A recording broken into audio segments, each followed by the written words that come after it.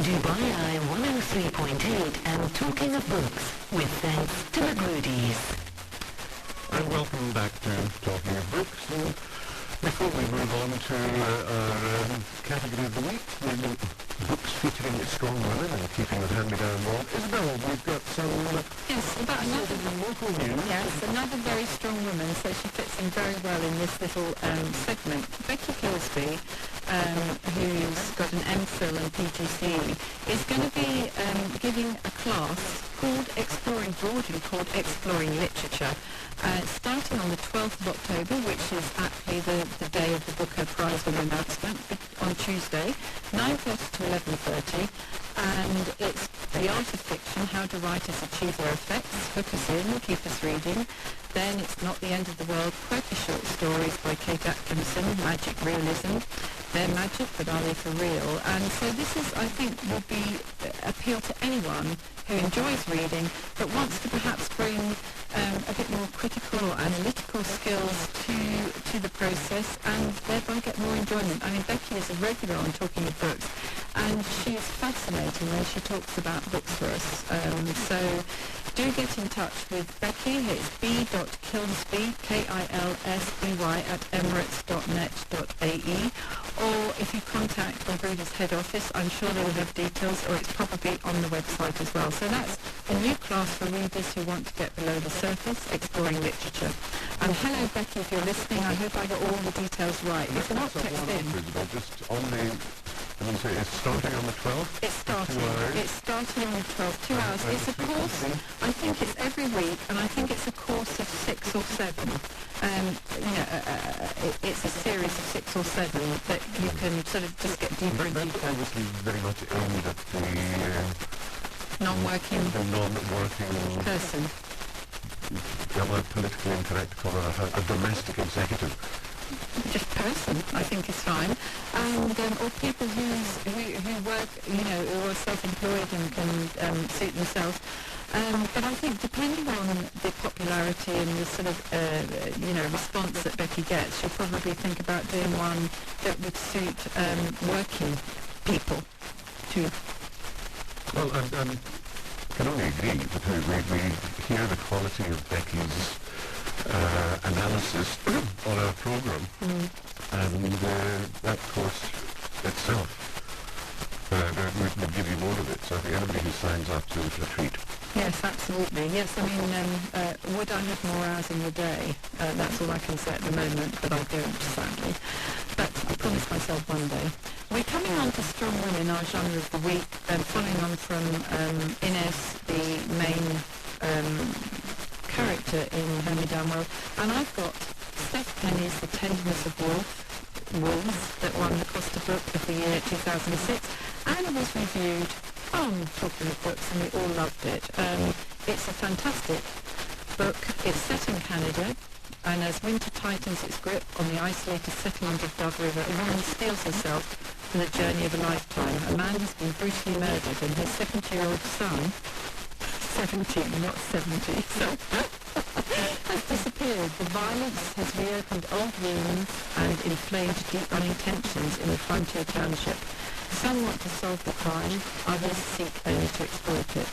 To clear her son's name, she has no choice but to follow the tracks leaving the dead man's cabin and head north into the forest and desolate landscape that lies beyond it. It was, just reading the back cover reminds me of what a good book it was. And Steph Penny is someone that really doesn't like open spaces, doesn't go outside hardly at all. She has a phobia. And so this was all from her imagination. And resident in Scotland. Yes. So maybe, yes, as a Scot, she has perhaps more experience of cold than most, but still to be able to capture up she creates the scene, the environment so well, of the bitter cold in the almost Arctic wastes of Canada. And how can anybody write about it with such feeling? She's never visited. She's never been there. And also there's a story within a story within a story, and that all unfolds, on different levels. So it is a very, very complex but beautiful book, and a book that, again, you will remember long after you've read the last page. The book I have is a wonderful, wonderful book, The Color Purple by Alice Walker, who won the Pulitzer Prize for it. And the book was made into a film. I think Oprah was in that film. It's a classic, millions of copies sold. It's set in the deep American South between the wars. It's the tale of Celie, a young black girl born into poverty and segregation, raped repeatedly by the man she calls her father. She has 2 children taken away from her, is separated from her beloved sister Nettie, and is trapped into another marriage. But then she meets a glamorous singer, magic maker, a woman who takes charge of her destiny. And gradually Celie discovers the power and joy of her own spirit, freeing her from her past and reuniting her with those she loves. I love the book because it's a very startling beginning. Do you remember it starts, it's really gone. I'm 14 years old. I am, but then it is scratched away. I have always been a good girl. Maybe you can give me a sign letting me know what has happened to me. It's a beautiful little book. I remember reading it years ago, but just holding it in my hands, I just feel like reading it. Again, it's a very, very powerful book. John, what have you got? Well, I've got a real modern classic, I could call it a modern classic. East of Eden. John Stein. I thought it must be 15 years ago at least. 20th century classic. It was published. Let's see if there is a publishing history in the front. First published 1952, yes, so it is more like 60 years. Really? And yes, this book is so enduring that even when it first came out, the initial print order was 110,000. Back then was unheard of. But it was coming on the back of grapes and bark from Stanley. And it created such controversy with his strong woman, the Kathy Trask. Wow. The conservative American tastes were outraged by the portrayal of Kathy Trask and her proclivities, to put it mildly.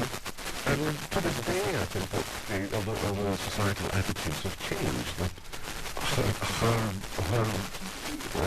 part of the story will invariably be central to any debate on the book or any critique of the book. I'm sure countless thousands have written essays on what is she all about. Just looking at some of the blurb here, Steinbeck himself defines it as indecipherable. An interesting analogy that Melville, that she is to East of Eden, that the white whale is to Moby Dick and Melville, and Conrad and Coates in Heart of Darkness. So that gives some indication of just the impact that Kathy Trask has made on literature, and as strong women in fiction go, she's quite something. 62 years she's been around, and nobody's still any surer of exactly what she was all about. Although they've put the main theme, as everybody knows,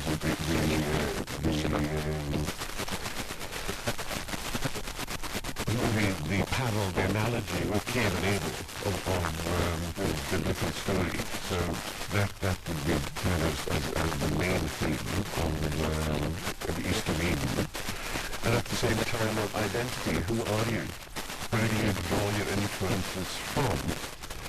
And love, its absence, love and its impact, and how love's absence turns into murder.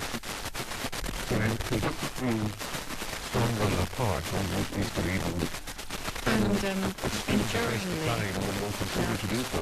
Yeah, that's the thing about good books, is that you could read them 100, 200, 300 years later, and I'm sure they will have relevance because they all deal with the human fall, don't they, and the human Yes, the human condition. human condition. And of course, that was found that was pretty controversial in his day, even the Brits of rock. So there he incurred the displeasure of the capitalists, of employers. This was far too sympathetic to a lot of the workers. And the moralists had pretty much the same response for different reasons to Mr. Eden. So yes, it is a book that will continue to be on our bookshelves and continue to bring joy. And It's appropriate to remember that Steinbeck was a Nobel Prize winner, and we just had a new Nobel Prize winner announced. We haven't got much time between now and the 1 o'clock news. We've got he was from Peru, so he is... We'll keep the... Keep the announcement. Yeah, okay. He is Mario Vargas Llosa, Peruvian novelist and winner of this year's Nobel Prize. And he's 74, and he's a giant of Latin American literature, who has combined a life of the imagination with engagement in the great political struggles of his time. So the Swedish Academy praised him for his moral conscience.